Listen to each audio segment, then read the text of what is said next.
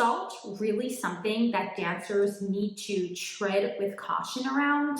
Or might we be misunderstanding its role within our bodies? I'm Rachel Fine, registered dietitian nutritionist and founder of To The Point Nutrition.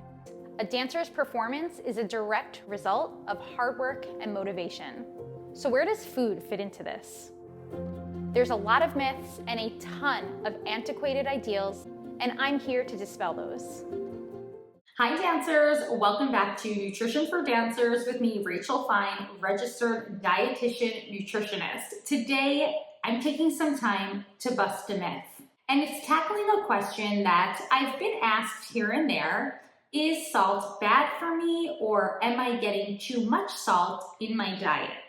Now, a little context. For dancers, nutrition advice sometimes feels like constant rules. Whether it's to cut sugar, limit fat, reduce carbs, or for the context of this discussion, watch your sodium or salt intake, when the reality is much of these rules and this supposed nutrition advice really does not apply to a population like dancers. So is salt really something that dancers need to tread with caution around?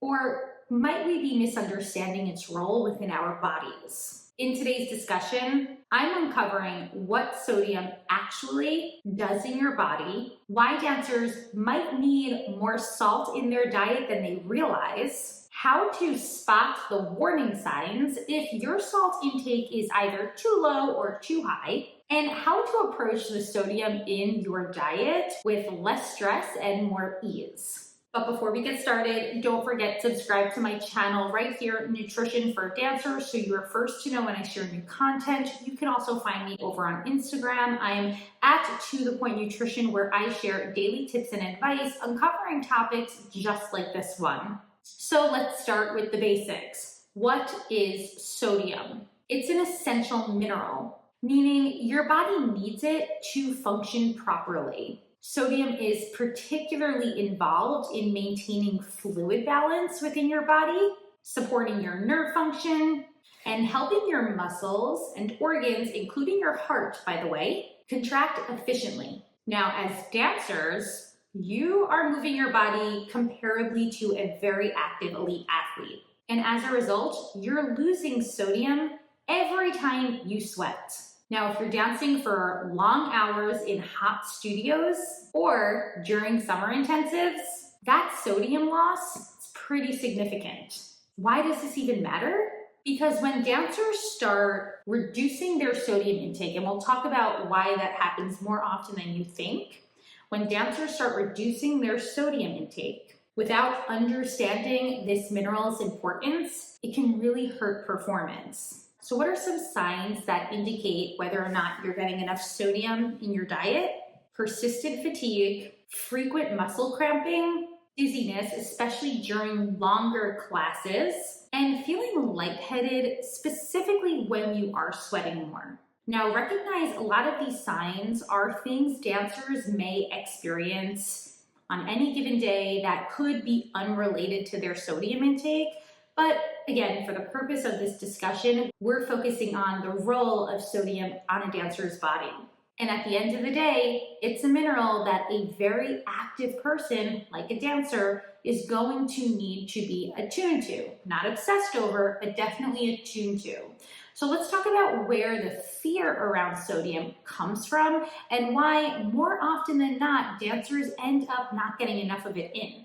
Well, first, the overarching food fear really stems from outdated public health messaging focused on the general population. Many sodium warnings that have been put in place for decades are based off of the need to try to reduce the risk of chronic diseases, particularly hypertension or high blood pressure, again, in the general population. But here's the key. These warnings, these recommendations, they are typically aimed at those with sedentary lifestyles or those who might have a predisposition to a certain medical condition like high blood pressure. As dancers, and I can't stress this enough, your nutritional needs are very different.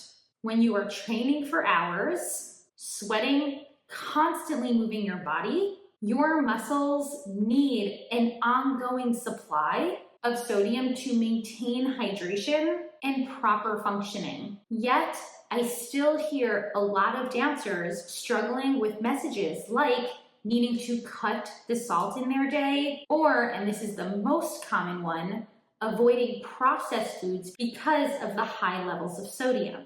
Now let's focus on the latter for a minute.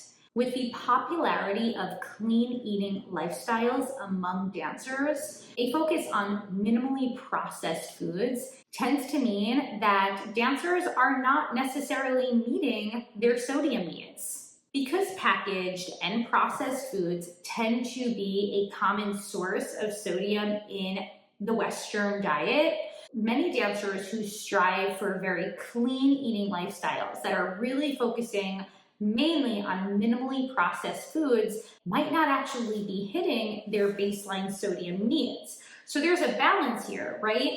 Minimally processed foods are chock full of nutrients. They are extremely nutrient dense, and when they're accessible, it surely is beneficial to get them in. But when we are completely avoiding all packaged processed foods, we need to understand that there are still some nutrients like sodium that might be limited in the diet.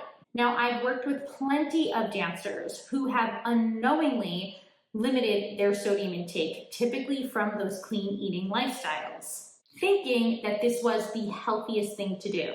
But instead of ultimately feeling energized, they end up feeling pretty fatigued and even lightheaded in class. I've also heard some dancers complain of a sloshing feeling in their stomach, like fluid is kind of just sloshing around while you're dancing. A lot of this can be, again, related to drinking too much without getting the necessary electrolytes, minerals like sodium to help balance that fluid intake. And with all of this also comes the challenged relationship with food that we see when dancers do obsess over very rigid, strict lifestyles like clean eating. So I can't stress this enough. Incorporating minimally processed foods in your day is incredibly helpful and beneficial. As I said, you'll get a spectrum of nutrients from your meals and snacks. But this doesn't mean that you have to full force completely eliminate packaged foods, foods that tend to be more convenient, accessible, and likely contributing to your electrolyte intake, like your sodium intake. So let's answer the big question. Should dancers limit salt? And generally speaking, probably not. Unless, of course, you've been specifically told by your healthcare provider to limit sodium because of a medical reason. Most dancers do not need to take that extra effort to restrict the sodium in their diets. In fact, as I've mentioned earlier, a lot of dancers might need to make an active effort to increase the sodium in their diets. Specifically, if you're dancing multiple hours a day, if your studio is hotter and more humid than usual, so think summer intensives, if you tend to sweat a lot or are currently moving through a very intense performance or competition season, and of course, if you tend to feel very fatigued or experience a lot of muscle cramps throughout your classes. So how can we support our sodium needs? Well, first and foremost, eat salty foods when your body craves them. Cravings are one of our body's best way to communicate its needs. And if you're craving salty pretzels or salty chips, there could be a reason for it. Also, shy away from removing salt completely from the cooking process.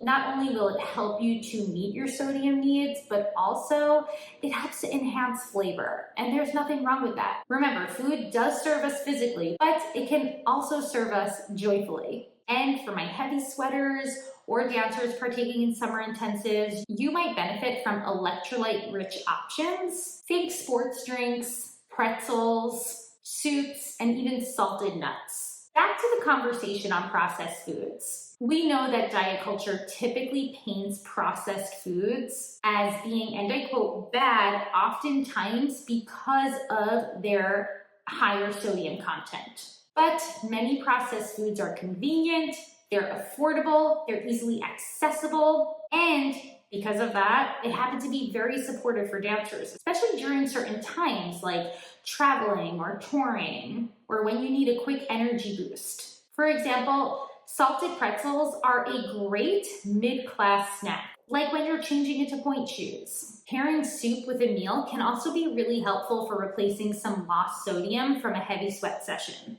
And packaged snack bars, these are naturally going to contain sodium as well. As part of food processing, sodium is added to packages to help retain water and therefore retain freshness. So a lot of these packaged items will naturally have a bit more sodium in them. The goal is not to fear these foods. It's not to completely eliminate processed foods. It's to understand that these foods can still serve a very functional purpose in your day. But is it possible for dancers to consume too much salt? Well, yes, it is possible, but it's also less common for dancers who are training at very high levels. Excess sodium, it's typically a concern for people who are sedentary, so obviously not moving a lot, and have underlying health conditions, like, as I mentioned earlier, hypertension.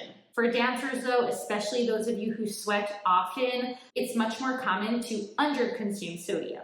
That said, if you are regularly eating salty foods and not drinking enough fluids, it could lead to imbalances. So how can we regain that balance? Well, salt your food to make it taste good. Listen to your cravings. Again, that's your body's best way to communicate what it needs. Stay hydrated throughout the day, and on those extra hot, humid dance days, incorporate electrolyte-rich additions like sport drinks and salty snacks to help replace anything that's lost through sweat.